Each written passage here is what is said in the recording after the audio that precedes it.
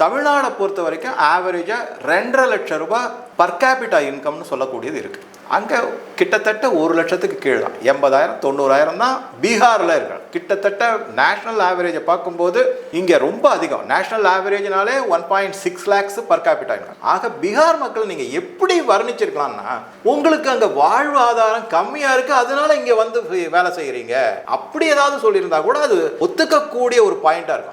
ஆனால் எவ்வளோ கேவலமாக பேசினாங்க. நீங்களே யோசிப்பேன். கக்கூஸ் கழுவதான் மந்திரிகள், எம்பிக்கள் இவங்களாம் படித்தவங்க. ஆனால் நம்ம படித்தவங்களை பற்றி இன்னுமே வந்து நம்மளுடைய கண்ணோட்டமே மாறிடும். இப்போ டெல்லியில் நிகழ்ந்த நிகழ்வுகளெல்லாம் பார்க்கும்போது எல்லாம் மெத்த படித்த டாக்டர்ஸ் அவங்க இந்த மாதிரி இருக்கும்போது இங்கே இருக்கிற படித்தவங்களை பற்றி, ஏன்னா இங்கே வெறி பிடிச்சி வேற இருக்காங்க, அதனால கொள்கை வெறி இவங்களுக்கு, அதனால அவங்க அந்த மாதிரி பேசுறத ஒன்று. ஆனால் இது எல்லாத்தையும் தான் அண்ணாமலை எடுத்து சொன்னார். ஒவ்வொருத்தர் பேரையும் சொல்லி சொல்லியிருக்காரு. அது நிஜமாவே நான் வரவேற்க வேண்டிய, நானும் பார்த்தேன் அந்த வீடியோ, ரொம்ப பிரமாதமாக இருந்தது. டெஃபினட்டாக. ஸோ இப்போ கமிங் பேக் அந்த அளவுக்கு ரீச் ஆயிருக்கா சார்? அங்கே பயங்கரமாக ரீச் ஆச்சு. அது என்ன ஆயிடுச்சுன்னா, இங்கேயே அது பரப்புரை செய்யப்பட்டது. இங்கே வேலை செய்கிற பீகாரிகளுக்கு அந்த சமயத்தில் ரொம்ப அவமானப்பட்டாங்க, கூனி குறுகுனாங்க. என்னடா இப்படி பண்ணுறாங்க, ஒரு நம்ம நான் இன்னைக்கு சொல்கிறேங்க, பீகாரிஸும் யூபிகாரங்களும் இன்னைக்கு வந்து தமிழ்நாடு, கர்நாடகா மற்றும் மகாராஷ்டிராலேருந்து வெளியே போயிட்டாங்கன்னா